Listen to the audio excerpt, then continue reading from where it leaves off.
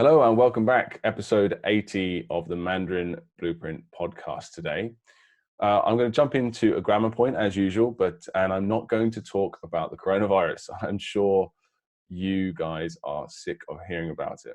And it's just a shame that it's got so crazy elsewhere, and it's just starting to calm down and go back to normal in China. But all I'd like to say is just take care of yourselves and each other, and try and act smart and watch less TV. I think that's also a big issue of what's going on at the moment. But that's all I want to say about that for now. So, Chinese grammar will ease everyone's pain. So today I want to talk about an incredibly common and useful structure, the 是什么什么的. When we say 什么什么, that just means, like, you know, the three dots basically. So 是的 construction in Chinese. What this construction does, the simplest way to describe it, even though there's a few different ways you can use it, which I'm going to talk about today in great detail, the thing you want to remember about this 是的 structure is it's all about emphasizing details. So all it is, the speaker wants to draw some attention from the listener on a particular point within the sentence. And they put these details in this particular point between 是 and 的 somewhere, okay? So it's often referred to as a past tense marker, and it is in some ways, but it's best not to think about that. Just like, or at least, sorry, it's best not to think about it in that particular way. Just like with le, and if you're on our course, the Mandarin Blueprint Method, or you've taken our pronunciation mastery course, you'll know that le, it doesn't necessarily indicate past tense.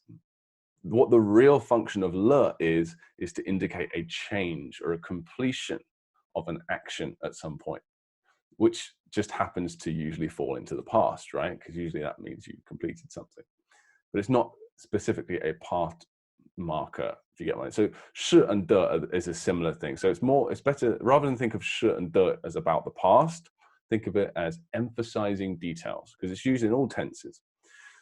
So let's jump into it. So we actually have 3 different grammar tags. Again, if you're not on our course, so it's the first time listening to our podcast, what we like to do is discuss Chinese grammar in the most logical way possible and the most entertaining way possible, which is tough with grammar sometimes. But we try to avoid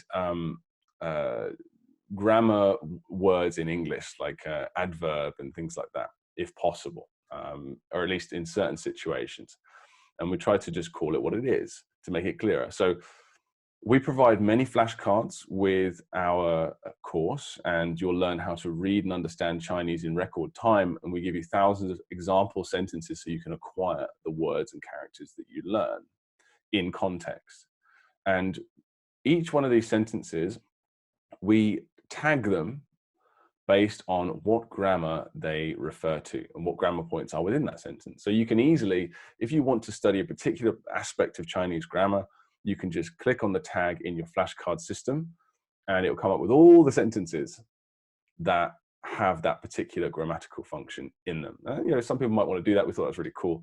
And it's also a great way for us to organize everything, to know that we've spoken and done videos about all the relevant grammar points that there are. So the 是的 grammar structure refers to, we actually divide that into 3 different tags, and I'm going to talk about these 3 different tags one by one, give you some example sentences, and hopefully that should just clear up everything to do with 是 and 的, and you can get on with your exposure and input and reading and listening, which is where the real magic happens, of course, which is where the real language acquisition takes place. So the first tag I want to talk about is, well, let's do the 3 tags first. So the 3 tags are GS, that just means grammar structure, special. So special grammar structures are grammar structures that don't fall into any particular category, that we can, but we still want to talk to them individually, talk about them rather. So just GS special, you can just ignore that section of it if you want. And then we've got 是, description, 的. So remember, whatever is between the 是 and the 的 is the details that we want to talk about or make the listener focus on.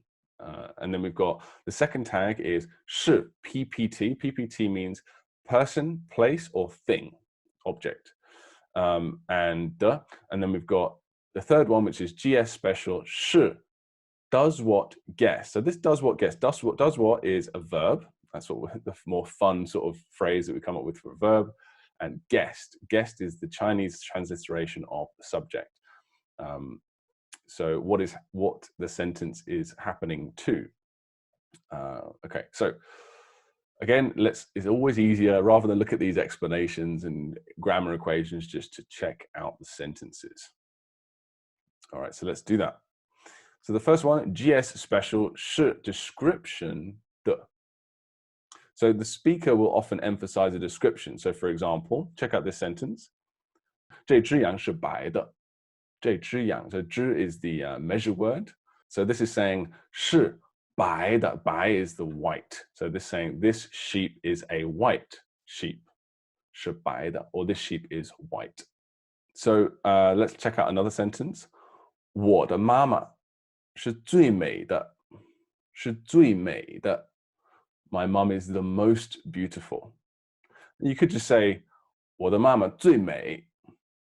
我的妈妈最美. But this is sort of emphasizing the detail a little bit more. 我的妈妈是最美的. Okay, it's like saying, of all the mothers, my mum is the most beautiful, just making a bigger deal out of it, if you like. All right, let's do one more sentence regarding this 是 description 的 structure. This one says, 10个人以内, so within 10 people or 10 people or fewer, 是免费的, so is free of charge. So it's obviously the speaker wants to emphasize the fact that it's free, so it's obviously some sort of sales tactic for some reason, isn't it?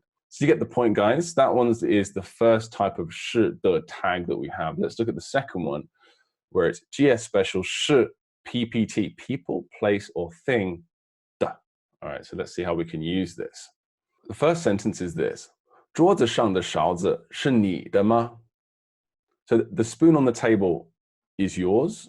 Is the spoon on the table yours? So obviously the point is yours. Right? That's the crux of the matter, isn't it? That's what you're trying to figure out. So you put that between 是 and 的.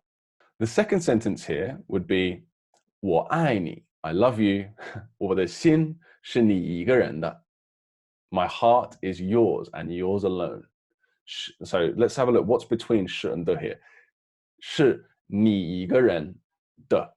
So 你一个人, you, one person, as in just you and yours only, which I really like. So it's just being a bit more romantic there, emphasizing the detail of my heart is yours and yours alone, no one else's. Very nice. I might steal that one. The third example sentence here, from level 22 of the Mandarin Blueprint Method. These sentences are all from our course, by the way, just to point that out. So if you're on the course, you've got these to look forward to. You'll be able to review these personally. This one says, almost all Chinese people's names are 3 characters long. So obviously here we want to emphasize 3 characters long. So you would say, 中国人的名字差不多 roughly 都是3个字的. So we've got 3个字的, 是3个字的. So that is the important part there. So that is with people, places, and things. Still very straightforward. And then we've got the final type of 是的 tag within our system here, which would be 是 DoesWhat-Guest-的. Now, I guess you could say this is the most complex one, but it's still pretty easy, right? So DoesWhat-Guest, remember, DoesWhat is verb and guest is the subject. That's how the Chinese say it. They say 宾语, which means guest, literally. So this type of structure contains essentially a mini sentence between 是 and 的, because as you may remember, or as you may know, the smallest and shortest sentence that you can make just consists of a verb and a noun, or something to go after the verb, a subject, which is usually a noun, right? And that's it. That's all you need to make a sentence in English or Chinese. Right, so let's see some examples of these. So the first one here, which of the apples on the table are the ones you bought? The ones you bought. So that's the key part. Let's see how they do it. 桌子上哪个苹果是你买的? So 是你买 you bought 的 okay, so 你买 can actually be a whole sentence 我买我来你买 it's actually technically a full sentence. All right, so let's look at this next sentence here. This one's actually the longest amount of characters between 是 and 的 so far. So try and keep up with this one. It's got a lot. It's got a lot between the two characters. So let's do it slowly. 我和我的女朋友就是在某一个公园认识的。就是在某个公园认识的。So 在某个公园认识 is met or first met each other in a certain park. So that is between the 是 and the 的. Now, one last example sentence to finish off this last 是 的 idea is this one. 你是几岁成为司机的? How old were you when you became a driver? So 成为司机 is oh wow, so actually no, we've got 几岁成为司机. So that's all of that is in between the 是 and the 的. So you want to know a specific idea. You want to know how old when you became a driver. How old were you when you became a driver? You want to know all that bit of information. It's all pertinent. 你是几岁成为司机的? So that's that. So obviously this final tag is a bit more complex because there's just so much more you can do with it. But basically, you can click on the tag, GS-Special-是-DoesWhat-Guest-的. You can click on that tag or any of the other two tags that we've spoken about today, and you can go and read some example sentences and just review them a bit further in your flashcards right now if you want. But that's how 是 and 的 works, guys. I hope that it's a very simple, but it's a very powerful structure, and it's a good way of determining the details or emphasizing details within a situation, depending on whether it's a question or a statement, right? So I hope that was helpful. Let's move on. All right, so we're going to jump into the messages and emails we've had today, just the general ones first, and then we'll talk about some of the awesome movies that you guys have sent us this week. So for those that don't know, movies, we're talking about scenes or scripts, ways people have created stories or scenes in their mind using the components and various people and places from their lives to create memories and mnemonic images of characters that they want to learn. That's what we teach on the course. That's one aspect of it. And it's really fun to go through them. And I think people like having their stories heard, and also listening to Phil and I sort of critique of the stories can help other users get better, and obviously the people that wrote them as well. So first, we have a message from Rebecca WHEBLE in our community forum.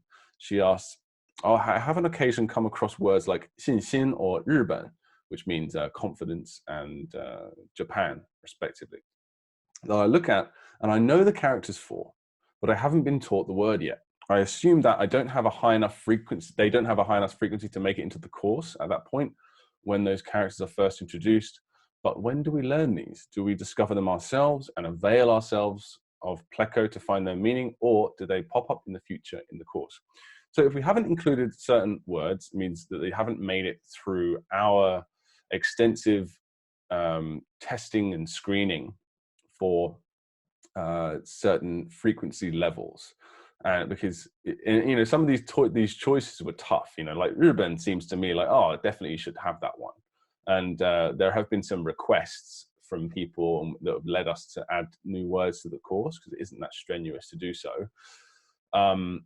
Certainly not anywhere near as strenuous as adding new characters, but still, we had to draw the line somewhere, and I think it's for the most part it's definitely sort of well selected in terms of the words that we've included. But it was kind of that, it was annoying because it was like, oh, but we want to include that one, and that one, and that one. We had to just say no. We've got too many words, and we need to get this expansion out.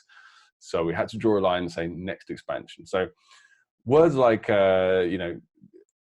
any word that is remotely common will eventually be in the course.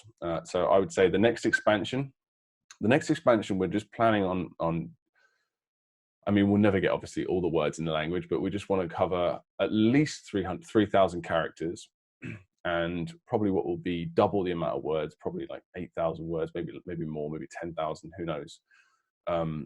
Along with, you know, all the content, example, or context that goes with that. But so that's the sort of answering the first question. Why haven't these been the course, or will they pop up? No, they won't pop up yet until we do the expansion, unfortunately. But what you can do is this. You know the characters, and that is the important part. And you also know how sentences work. And you, Rebecca, will by now be building up enough of a foundation where you can start searching for example sentences on your own, start doing what we call sentence mining. And there are a few resources you can use for that. I like bing.cn/dict.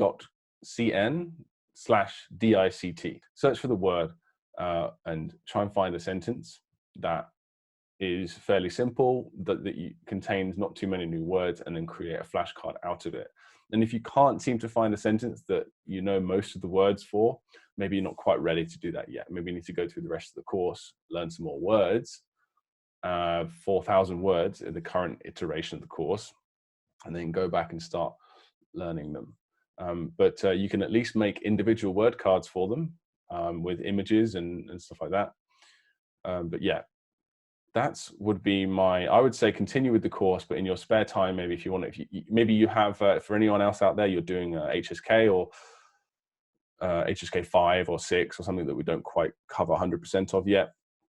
Maybe you want to go and do a little, do your own homework and go and search for these, make your own flashcards for these words and mine sentences for them. Another cool thing actually as well, I know I always plug Chinese Pod, but they do a great job in a lot of areas, really great job. And one of the things that I really like, and I've always liked about the Chinese Pod website, is that they have a glossary, which I don't know the exact website address, but you can find it, you know, Google it, Chinese Pod glossary. And you can search for a word like日本, for example, and they not only come up with sentences for you, a lot of sentences, but the sentences are usually quite funny because that's what they specialize in. They specialize in like long form content like podcasts and stuff. And they come with audio, and you can just download them as well if you want, just the sentences, and copy and paste and make a flashcard. Or, you know, if you're actually a member of Chinese Pod, they're all sentences from the individual lessons. So you can go and click and learn, look at the full podcast. This is a really cool idea. But anyway, that's just another thing. There's lots of resources out there for that. Dan Kutch by Community, another forum post. He says, "Hello all, my name is Dan. After reading many introductions, I find that I am lacking as to why Chinese is where I want to start in my language acquisition. As a kid going through school, I never thought learning a new language was important. In high school, we had to take a language, so I picked Spanish since the cute girls took Spanish." Fair enough. To be honest, I hated it. My brain could not justify the bandwidth to learn a language I thought I would never need. You see, many of my friends came from Mexico, but their parents made them learn English since that was the language of their new country. So I never thought it'd be useful. I live in Southern California, so I guess I missed that prediction by a long shot. Yeah. After high school, I went into the military, ultimately making it my career. I traveled all over the world, jumped out of perfectly good planes, and still didn't need the second language. Most of the areas we had bases in spoke English to do business with the Americans in the area. I still believe that there wasn't a need to learn because my job didn't require it. Chalk up another bad prediction. If you see a pattern here, you can tell I'm not the person to wager money on my picks for FIFA Cups or Super Bowls, LOL. Now, not all my predictions and decisions came out wrong. My wife was me really marrying way above myself. Oh, I see, punching above your weight. And she, along with my two daughters, can read, write, and speak Spanish. My two sons went the way of their old man, but are doing well. After the military, I became a special needs teacher. I try to do things that I am excited about, but can also motivate them to do better themselves. Teaching chess, magic, amateur radio has been a fun part of teaching. So I was looking through Facebook, and I see this guy, Luke, sitting on a bench speaking fluent Chinese. I was excited as I've always liked Asian culture after being stationed in Okinawa, Korea, and Japan. So here I am learning Chinese. A video in Unit 1 talked about attitude. As a grumpy old soldier, I don't always have the best attitude, so I need to find ways to keep up my learning while maintaining a positive attitude to be successful. I'm not always sure how to do that on a daily basis. My father, who had many health issues after he retired in the late 80s, kept himself learning lapidary work, wood carving, gardening, etc. He was always busy. After he had his big stroke, the doctor said he would be surprised if my dad lived to 1998. Well, he made it to May of 2019. He outlived my mother, who had no health issues, by 2 years. I know if my father had seen Luke and Phil on the videos I watched, he would really like them and want to try and learn Chinese. To those who read my story, thank you and apologies for causing you yawn so much. No, to yawn too much. No, I think that's a great story. And well, that's it really. I mean, I think this is just a great story. It speaks for itself. And well done for what looks like you're getting out of your comfort zone a little bit and trying something new. And we've had some great messages from you already on the forum and the Facebook and all that stuff. So welcome, Dan. I'm sure you'll do great here. Another one from, we've got an email from William, who just randomly emailed us a really nice message. He said, "Hey, Luke and Phil, I'm sure you get told this a lot, but I really wanted to express my gratitude that this course exists.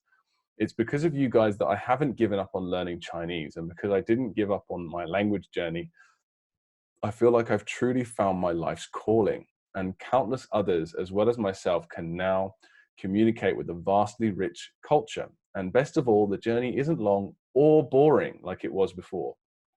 And I just wanted to thank you guys and all the effort, Lord knows it's a lot, and the time and care you put into this course, and every single student. I love the full stops there for emphasis. It's truly remarkable, and you should feel so proud of yourselves. Keep doing what you're doing, William. Well, thanks for that, man. That's awesome. And we don't get told that much. Not enough. I'm just kidding, man. Yeah, it's like that's, well, what can I say? It's just amazing. Thank you so much for that. Yeah, and it's messages like this. We said this a lot, but it's messages like this, not just pai ma pi or whatever. I'm talking about messages that are like, you've helped me. That's what keeps us going. It's certainly not money or anything else. That's fantastic. Thank you so much. Moira says, I love this comment. I realized this too. When I was creating a scene for Shi, my birthday, that was actually a really bad day in real life. And it was lovely in the movie scene for it to start off stressful, but then the 10-year-old me got to eat birthday cake. Oh, Shi is number 10. So that's the scene she used to memorize that character. To eat birthday cake with my adult son, which was lovely. It feels almost like therapy, writing some of these scenes, bringing different parts of my life together and seeing what arises. Yeah, that was like, for us, that was a completely unexpected benefit of it. But yes, we call it sort of a waltz, an autobiographical waltz through your life. That's what the Hansa movie method can be. Now, it can be, like for me and Phil, I think mostly we just did stupid stuff when we, which is fine, explosions and gross stuff and violence and all that sort of stuff that you can certainly do. But more and more people now that we've sort of grown and understood, and through hundreds of hours of testing and thousands of hours now of people using the course, that it's we figured out that emotions are more important, and emotional content, as Bruce Lee used to say, is more important than crazy explosions and all this other stuff. And because of that, us recommending that you use that sort of level of thinking in the course, I think that people are more and more using real memories from their life, and it's clearly working. It's fantastic. Pablo, he's just finished. This is on a sort of final video for the foundation course. This is after you've finished 1,000 words and learned around 600 characters and 1,000 words, or at least on your way to acquiring those. She says, "Thanks guys for this nice little journey. To get through there in 4 months and a half, like William, implied quite some. I had to apply quite some energy while doing a full-time job on the side. In an ideal world, I would have liked to dedicate 100% to the course. It was an amazing experience to know more and more every day. Brilliant. I feel like my speaking, listening part is not the same level of my reading and writing. So I think I will take a little pause now before starting the next levels. I would like to get a more solid foundation on the speaking part. So I'll dedicate some energy to the conversation connectors, some videos on the side, and maybe start with an online tutor to help move all this passive input into active input, active output, I guess. Yeah, passive understanding to active. Yeah, absolutely. Time to celebrate tonight this little victory, and congratulations to those who made it through to this point. Thanks, Pablo. Well done. We've been following you since you joined, because you comment quite often. So I've seen you sort of commenting throughout the course, and now you're into the intermediate stage, which is another few thousand words and another 1,000 or so characters. So I'm sure I'm happy to. I'm looking forward to hearing what you have to say after you finish that. This is brilliant as well. Yeah, and 4.5 months is still incredible. You smashed through that in 4.5 months. It's not bad for 80% of Chinese, is it? And yeah, and as for your speaking part, yeah, that's one of the biggest challenges, and that's what I want to. I think we do quite a good job of sort of telling you, or advising you on how to organize your study routine, but it's down to personal choice, and it's down to your personal situation. And I think we could still do with some more guidance on that, because I like to see Phil and I as coaches, because I don't think we're the best teachers in the world, but I think that what we do offer is a unique perspective and a method that works, but also we've done it right. We've done it in our own ways, and I'd like to offer more sort of coaching sort of stuff, like how to actually structure your day, because I can see because there's still like you have to practice speaking, and that's not something we offer, so how, even if you've smashed your way through the foundation course, doesn't mean you're now an expert on, it's still like hard for you to figure out maybe how much should I spend on speaking, how much on writing, and all this sort of stuff. And how should I just pause and stop using the Mandarin Blueprint method for a month and just focus on speaking? I would personally I would keep the rhythm up.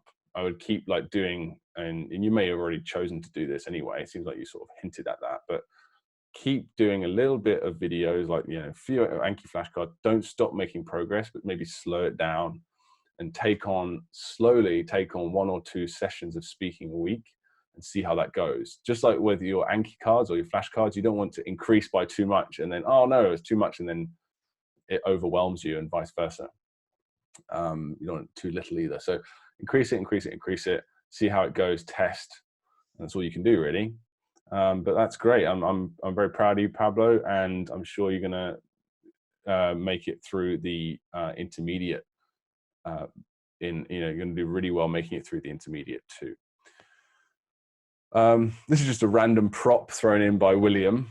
Props are the 3D objects we recommend that you sort of assign to character components, and it's a prop for yo. Yo means right, as in left, right, right? And it's it's abstract. So how do you think of right? And we recommend, I believe, one of our suggestions is right-hand man. So you choose like a famous sidekick from a movie. So maybe Mini-Me from Austin Powers or something like that. But Williams has gone for a very interesting approach. Since the right side of your brain is well known to be your creative side, a creative person of your choice sounds like a good prop. I'm going with the amazing Bob Ross.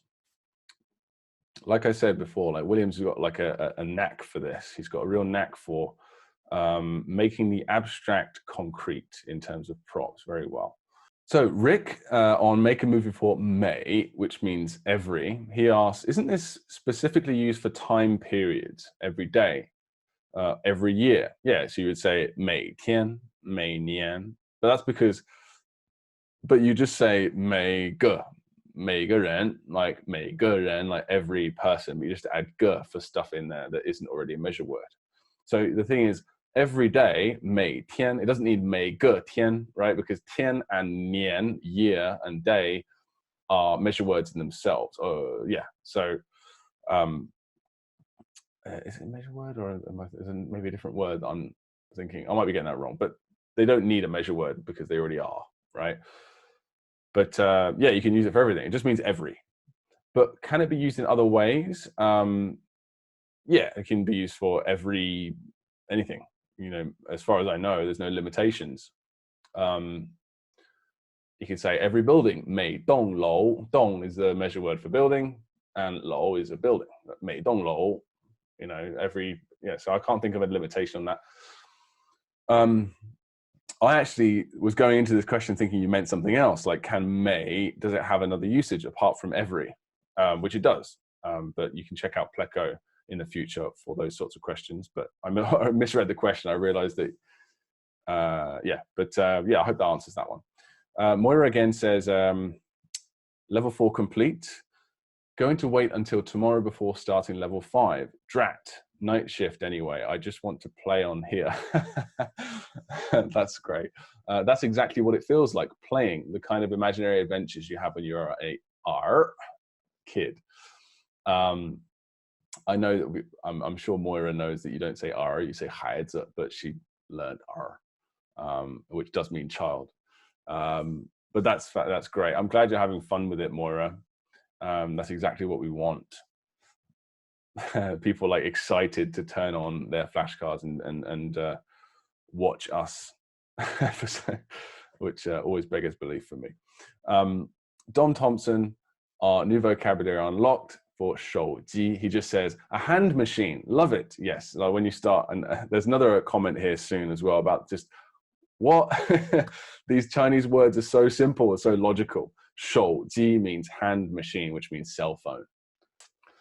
Deborah Driscoll says new vocabulary unlocked for 自动. Oh yeah, this is another comment. This is the other one. Yeah. So she says, so if it's self-moving, 自 is self, 动 means move, it's automatic. I love the Chinese logic. So there's two logic things there in a row. Yeah, there was a word that I was thinking of, and it was so I was reading Game of Thrones, and Tywin Lannister was talking about awe. He says, we are not a house to be feared. It was something to do with how awesome, you know, how he's obsessed with the importance of legacy and how he wants the house to be feared. And I looked up what this, and as I was reading it, this word, like to venerate, to hold in awe, to revere means 敬畏. 敬畏. So 敬 means to respect, and 畏 means to fear. So isn't that just the perfect understanding of like the word awe or reverence? So you respect something and fear it at the same time. And I just like, this is just awesome. And I see that all the time, you know. It's just cool how logical words are. And I'm not saying they're logical all the time. We've spoken about that before. Like sometimes the logic is lost or you can't see it. But it's just so common. It's great. Timothy Filson on Language Learning Tripod Attentiveness. Luke and Phil, I have felt very drawn to both Japanese and Chinese languages and culture most of my life. I had Rosetta Stone for Mandarin. I was starting on maybe a week in when I saw your ad on Facebook. I'm very glad I checked out your course because I feel that I will be to a much higher fluency and proficiency in less time, plus having a more detailed understanding of the underlying philosophy, culture, and pronunciation. I'm very excited to continue as I pick up this new language that a fair number of people I know feel is impossible for them. Thanks, Tim. Hey, Tim. Yep, great to have you with us, and thanks for your message. Really appreciate it. And I'm sure it looks like you've got a great attitude, and you've tried. So many people come from Rosetta. It's funny. I get lots of comments about that. So I tried Rosetta Stone and wasn't happy with it, and it came to Mandarin Blueprint. So I guess thanks, Rosetta. Yeah, a lot of people do see Chinese as impossible, and I'm hoping that we're going to change that. You know, because it is kind of silly how it's not even that much harder than other languages at all. It's got a bit tough pronunciation, and the characters are kind of hard to learn. but we teach pronunciation and characters really well. So we kind of made it easier than most languages, in my opinion, although I don't want to say that because I haven't really learned any other languages seriously. So, but yeah, I do feel kind of bad because we've got this ad on Facebook with me speaking Chinese fluently and stuff. And everyone, like, not everyone, there's a lot of, like, you know, trolls and stuff. But a lot of people are saying, wow, Chinese is so good. And all that stuff. And then there's Chinese people that are commenting that are just saying, my English is awesome. Why has no one ever say this about my English? There's the same with my wife as well. Like, when I go to visit my wife's family, I'm just getting constantly like, your Chinese is so good, so amazing. Oh, and then like she goes to England, nothing. It's like, oh, you speak English? Well, yeah, you should. Anyway, blah, blah, blah. She doesn't get any appreciation. And I feel kind of bad because I think people are going to realize after we've been around for a while that Chinese isn't actually that hard and it's not that impressive at the end of the day. So enjoy the glory while you can, Chinese learners, because it won't be like this forever, I guess. But welcome, Tim. Awesome. Great to hear from you. Next comment here is from Dev Chen. New vocabulary unlocked for 周末, which means weekend. He says, Ari, 你周末干什么去? I think of 去 as to go, so would not have naturally translated as what you're going to do this weekend. Although I'm confident that it's correct. Same translation using the online translation engines. Yes, we should have probably mentioned something in there, but we have so many sentences that we haven't had, I guess, the time to go through every single one and check if there's like something that might appear strange or new to someone, right? Yeah, so this is, I believe, purely a northern thing. 干什么去? 你干嘛去? Right? It's a sort of I think it's a fixed expression with 干, so 干什么什么去, 干什么去. It's just a way of speaking. So what are you up to? What are you doing? Where are you going? You know, what are you going to do? Yeah, so it's about that. It's a northern sort of structure there. Another one from Dev says, for it's a word for 住. The question is about this part of the sentence. It says, 住了3年了. Could you please explain the function of the two le's? Yes, when you have two le's in a row, it's just basically saying, I have done this thing, or this thing has happened, and it's still happening. So for example, 住了3年了 means I've lived here for 3 years and I'm still here. But if you say 住了3年, 我在中国住了3年, without the second le, that means you lived there at some point in the past. Okay. Yeah, like you can also say, oh, 我学中文学了1年了, right? And you add the two le's. That means I've studied Chinese for 1 year and I'm still studying. Yeah. It's a bit of a weird one, but it takes some getting used to, but doesn't take too long. Kathleen Gans on new vocabulary unlocked for 汉字. This is actually a word, 汉字, meaning Chinese character. Speaking of 汉字, is there an alphabetical order in Chinese? It is easy to search electronically, but what happens if you need to look something up in a printed dictionary? Well, that's what radicals are for. That's why you might have heard this, Kathleen, or not, but the word radical, that's what they are. They're components within characters that represent that character in a Chinese dictionary. It's how you look up those characters, which is actually a lot more random than you might think. It's just kind of knowledge. I guess that I never had to learn it because since I started learning Chinese from the very beginning, I had access to electronic dictionaries. I never used a paper dictionary. I'm not saying that you shouldn't, but that I just never bothered. And yeah, that's why the word radical is kind of a bit outdated now, I guess. But yeah, that's how a Chinese person would look up an individual character. So they might look at hanzi the han, and they'd say, oh, the radical is sandian shui, is the water. So I'll look that up. I think I don't actually know. So I'm going to stop talking about it now. But that's the gist. Frank Havlick on you did it. So you did it is the end of the pronunciation mastery. It's just me and Phil sitting there saying well done. He says, awesome course. I wish I took it 2 years ago when I started learning Chinese, but excited about what's ahead. I think you're supposed to say that. Yes. Thanks, guys. Thanks, Frank. Well done, mate. You made it to the end of that course. And that is just the tip of the iceberg, my friend. Pronunciation mastery is just the preamble to the actual, the main event, if you like, characters, words, grammar, all the fun stuff. but I'm glad you enjoyed that. Thanks. Petri Nakamura on Make a Movie for I like this one. He says, I have to rant a little bit about this. How is it possible that they simplified the character for love by taking the heart out of it? Yeah, and he shows that in that's literally the only change they made to this character. They changed the heart to like what is the gun prop that we use in the hands moving method. The lower part is different too, but the heart part is utterly incomprehensible. Is it different? Oh, I see. Yeah, they did. It is a slightly one. Yeah, it is. The original was also so beautiful and balanced, but the simplified one is just so bland. Yes, I agree. I didn't actually notice this before. I didn't think about it, but yeah, it is a real shame, isn't it? They did that. A lot of Chinese people do have a big problem with the simplification process that happened in the 1950s. You know, because that was, you know, they went from traditional to simplified, you know, the original plan was, we're going to do this so it's easier for people to learn how to read and write, because there was such a low literacy rates in China at the time. That's a story I've heard anyway.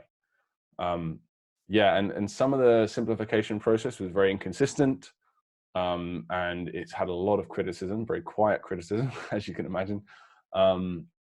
And that's why a lot of people in Taiwan and Hong Kong are very proud of their traditional characters. And, you know, fair enough, rightly so. And I would love, this is another big project, of course, but we might do this when we go to develop the app. You know, we develop our own app, which is a bit down the line, but we want to develop a traditional character set. You know, so traditional. So you go into Mandarin Blueprint and you choose traditional or simplified, you know, but that's a long way away, and it's a lot of work to go, because I don't even know traditional characters yet, not many of them. So I'd have to go, Phil and I would have to go and learn them first, just to make sure it's all done right. So yeah, it's a bit of a project, but I agree.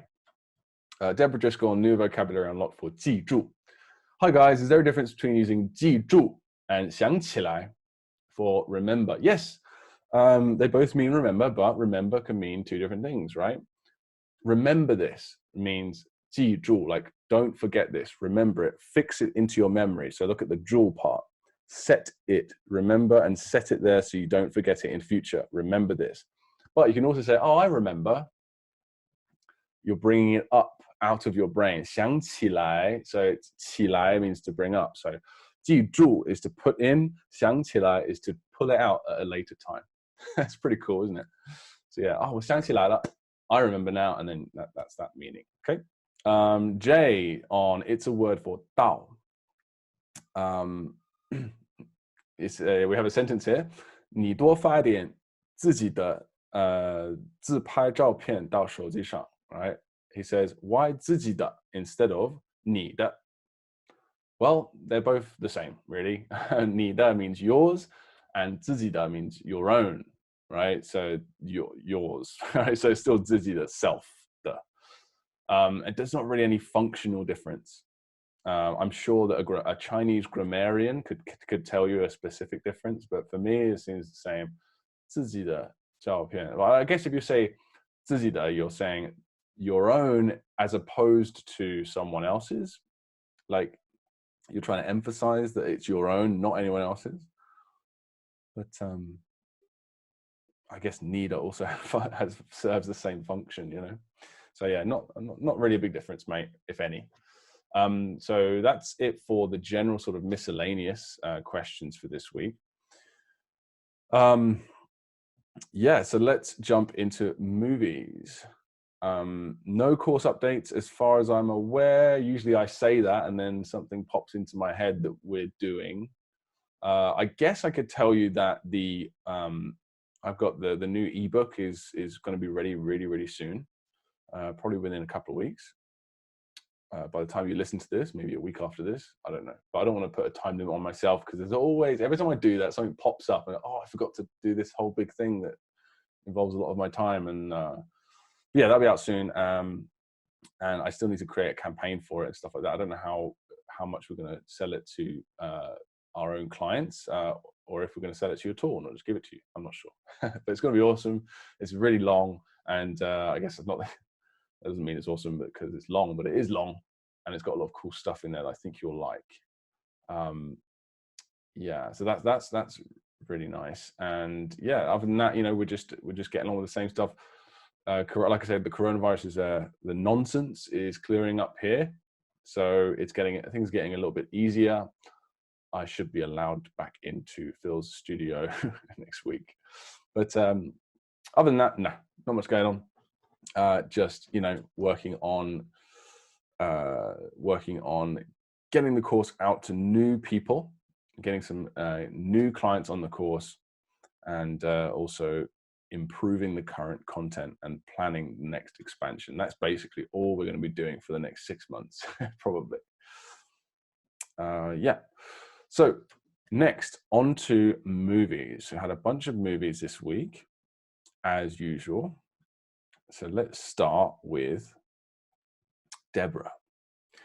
Deborah says, for make a movie for ban. Ban is a rather abstract term which means to do something, to take care of something, to get something done. Beren, my son, is terrified of spiders, so he asks Popeye, which is the Li prop, which means power, to go into my An bathroom, that's the AN is the final, to deal with the big spider in there. Popeye comes out with 2 spider legs, which is the 2 little sort of, kind of looks like sweat droplets on the side with the animal legs. 1 in each hand. How I remember the positioning. That's great. Well done. Beren immediately bursts out into tears that the situation has been dealt with successfully. Now, in this particular scene, I can't see any details of ban being happened, other than it's like a what do they call it? What's the film term? Like something text, the context, the undertone of the scene, someone will know. Whereas basically it's understood naturally that that's what's happened. But with these scenes, you want to try and make sure that there's at least some clear visual representation of the keyword. So this is really easy, by the way, to tweak. You come out and Popeye is done, and he uses gestures to show that he's taken care of it, so rather than just showing the thing, he could do that. He gives it to you or your son, and your son takes the spider legs and starts crying or whatever. But Popeye, he does this, wipes his sweat off his brow and does this with his hands to show that he's done it. It's like the universal symbol of job done. Or maybe before he does it as well, he rolls up his sleeves and does that sort of Popeye thing. You know what I'm saying? Like, so he does the spinach and that. You get what I'm saying, right? There's a million ways you could do it. That's just one idea. But I love the general concept. Dom Thompson, make a movie for shàng, which means fragrant. He says, Cheryl, I really like this story. Cheryl Cole is outside the front of my old school, ANG first tone. A golden sunbeam scatters through the morning mist. Wow. As a cheerful ukulele soundtrack slowly builds from afar. Cheryl holds a giant Weetabix over the top of the smiling cartoon sun. Giant Weetabix is the top component, which means something to do with wheat, right? So it's a good prop for Weetabix. Weetabix is a good prop for that, rather. And he holds it over the sun, gently toasting it. The smell of Weetabix wafts through the air like a pie in a Tom and Jerry cartoon. Cheryl quickly grabs a small bottle to capture the wafting smell. She holds it up to the camera. Weetabix, the new fragrance from Cheryl. That is hilarious, mate. That's really, really good.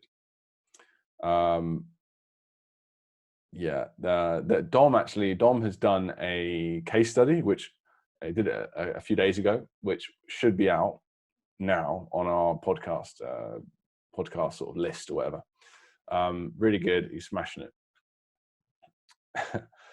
Deborah Driscoll, again, on make a movie for hui. Now, I want to keep this one in because hui is a very abstract term. And I think that because it means will, like I will do this. It also means to know how to do something. So you could also do that, which is just as common really in terms of usage. But It's either way, it's abstract, right? And I always like to keep those in because they're the ones that people have the most trouble with, especially if they're beginners. So hu is the character, hu, is desperate for a we just because it sounds like a bit like hui and hui, and I was struggling to remember the pronunciation. Very creative. So she runs to the bathroom of my EI set, but she is confronted by an evil Mario Cloud who says, haha, how will you get to the toilet now? Hu character pulls out her umbrella and says determinedly, I see, I will show you, before floating over the cloud and landing in the toilet. Yes, so you see, it's all about how she says it, how she delivers the lines, because will, if you just did that with no acting or anything like that, it would be really tough to figure out how does this mean will? But she's got that determined look on her face, maybe even a close-up, and she says it in a very dramatic way, puffs out her chest, and then just does the thing that she wants to do. She's got that determination, and that is more than enough. Seems subtle, but in your mind, it's not. Kika Bosonyo, I'll make a movie for huai, which means sort of evil or bad. You can also say huai as in, it's like you've ruined something or something is rotted. But let's see how she takes care of it. So HU, of course, is huai, right? Humpty Dumpty is smoking a cigarette in the backyard of the Palace of Versailles. A biker who is driving by on his cross dirt bike, like motocross, right? Those sort of dirt bikes, yeah. Sees him. That's going to represent the tool on the left-hand side, by the way, I'm sure. It's a dirt bike, really good. He grabs a no smoking sign, which would be the bull part. So now we have the two props there, and hits him over the head while yelling, "No smoking here, you rotten egg." Humpty falls down and breaks, spilling all his insides on the ground. Geez, a really bad sort of rotten egg sulfuric smell permeates the air. Wow. Yeah, I mean, it's not pleasant at all, right? But man, is that effective, because smell is so effective. The olfactory senses, it's a bit advanced, and obviously it takes a bit more thinking, maybe a bit more effort, but wow, would that be more effective? Putting in a strong bad smell, that's more than you need to, that's all you need to memorize the idea of huai dan. Actually, huai dan is like a rotten egg, is like a sort of very, very soft, very gentle insult in Chinese. You huai dan. No, it's just you little, So Rick, I'll make a movie for Quan, third tone. How are Quan and Gou different? I'd be interested in the history etymology too, as that often provides useful images that can help with memorization. You called Quan pitbull, but I suspect that was not known in ancient China. No, it wasn't. They both mean dog, but Quan is not, like Gou is the common modern usage of dog. Quan means dog too, but you don't say, oh, my Quan is hungry, right? You don't use it at all in a common sense, only in a written sense or as a component of words. So like, for example, police dog is jingquan. So we have, I'm just looking at some more examples here. Liequan is a hunting dog, right? So it's compound word, liequan, hunt dog. So like that's, you put that together. You wouldn't say 我的犬, right? You wouldn't say my dog, right? So, and there's tons of examples like this. It's also, you use quan in a bunch of sayings and idioms and things like that. But yeah, there's lots of examples of this happening in Chinese, where the formal version of a common word is used in speech, but a formal version of that is used in compound words to represent the same meaning. All right, so the next one here is from Michael Rochford on Make a Movie for Lian, link like Lian, which means like a connect, I believe. Let's see. Linda is in my AN kitchen with the City Planning Commission. Their focus is on the design of a new road that would link the suburbs with the city. As everybody keeps pointing to the different maps on the table, shouting over each other, Linda quietly points out to the road where her DeLorean is parked and says, where we're going, who needs roads? Oh, that's great. Interesting, interesting. I'm not seeing a visual representation of link though. That's one weakness to this scene. It's a really fun idea and you have all the props, you've done everything right, but I need to see a link visually. So maybe you could take that road. I imagine obviously it's a mini road, isn't it? Like in your kitchen, you could just link it from one side of the kitchen to the other. Maybe you can just get rid of the whole planning permission thing, because I don't know if you'll be able to see that on site and know what that is. I mean, unless you work in that area. Oh, that's a planning permission guy. But for me, I'd just see it as an office worker or something. I don't know. But just you and your actor, whoever, is trying to get from one end of the kitchen to the other, perhaps, in the DeLorean. And you can still have that awesome line at the end where it's like, where we're going, we don't need roads or whatever. But just for fun. But I need some sort of link, and you're connecting one side to the other or something to something else to make sure we have that lian nice and clear in like visually. So that is a very common issue that I notice. Everyone does it. Seems like at some point I did it myself, but try and incorporate that somehow. There must be a visual element of the keyword there, representation visually somehow, even if it's just a raise of the eyebrow, it's some sort of subtle gesture, but it has to be there. Okay, so Al is next. He's got to make a movie for Zhong. Al's a new client of ours, and he's doing rather well actually.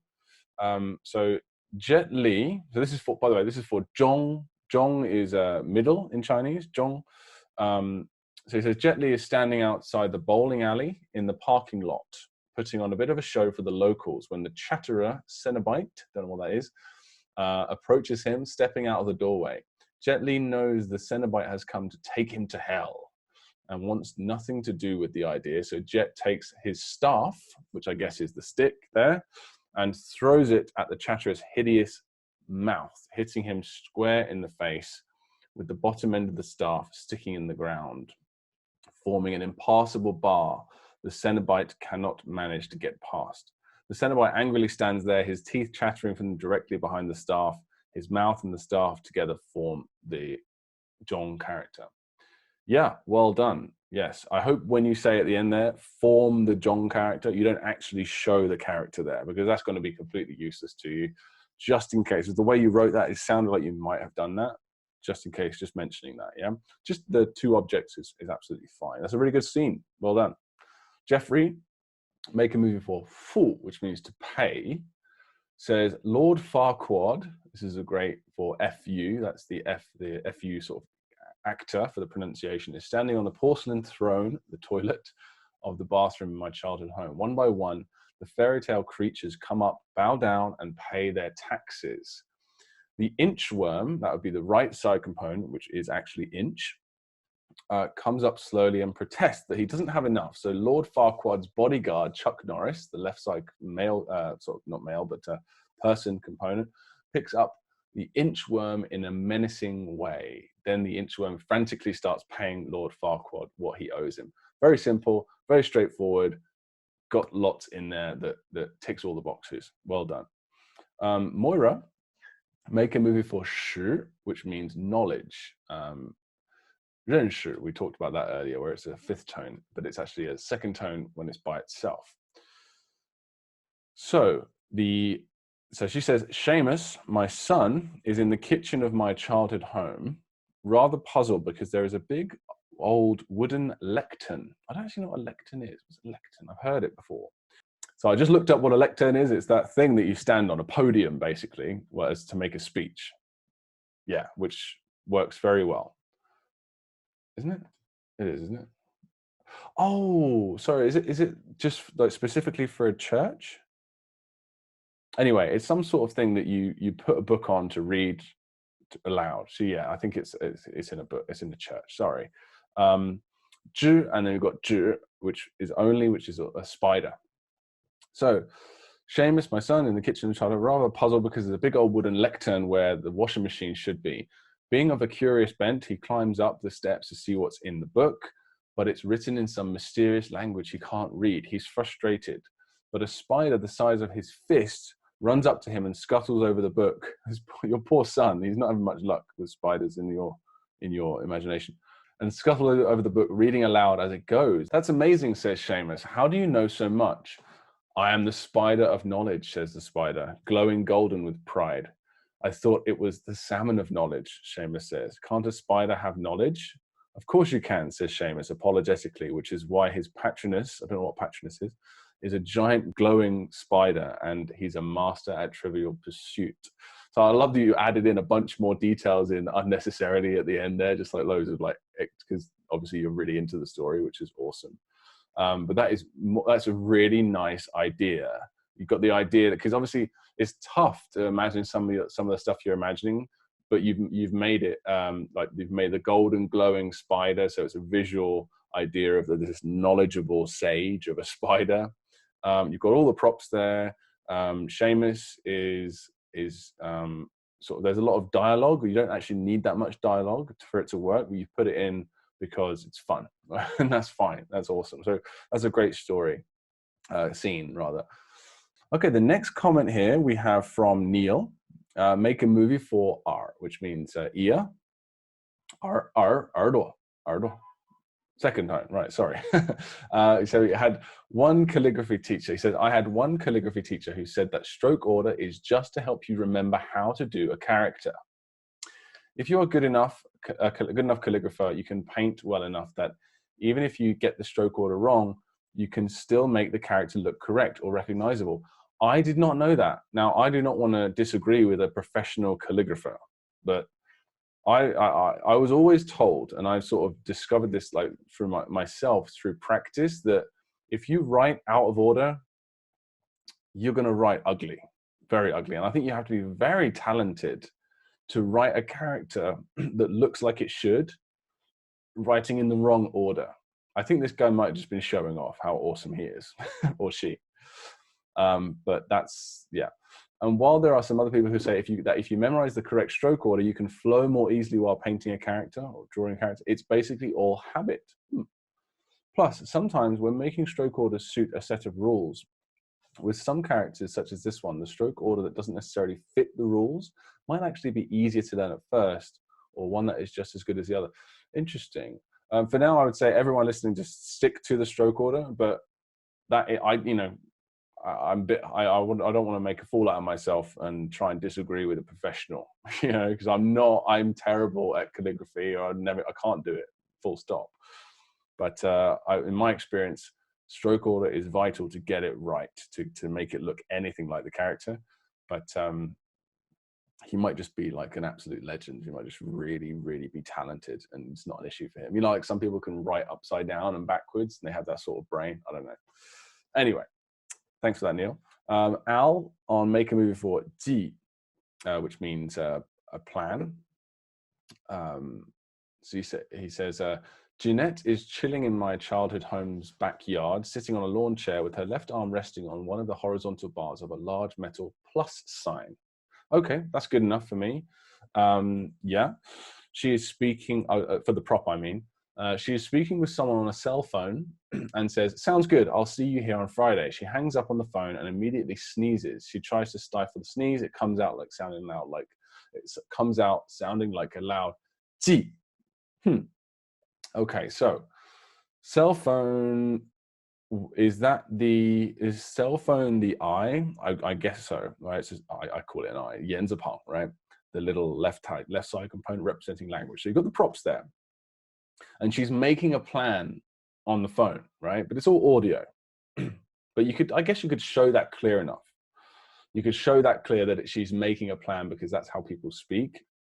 But with body language and tone and things like this. But still, I would like to see something more visual representing ji.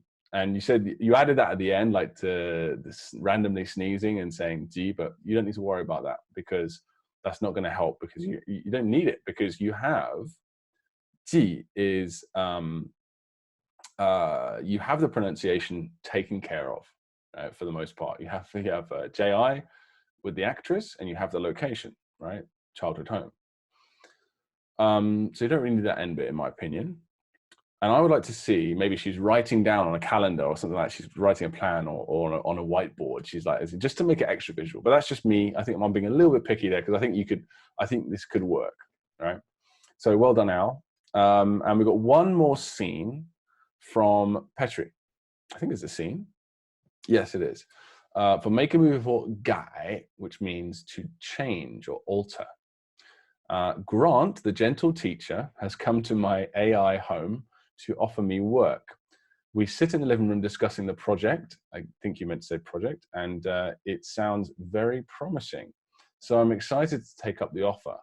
We sign the contract, and suddenly, right after I've signed my name, this is kind of intense, but it's really good. His face suddenly splits open and something else starts coming out. It is the worst boss I ever had, the evil taskmaster. The taskmaster is the right side component of this particular character, peeling the disguise of Grant off himself like a snake skin, laughing a diabolical laughter. So snake skin is the left side component, I believe.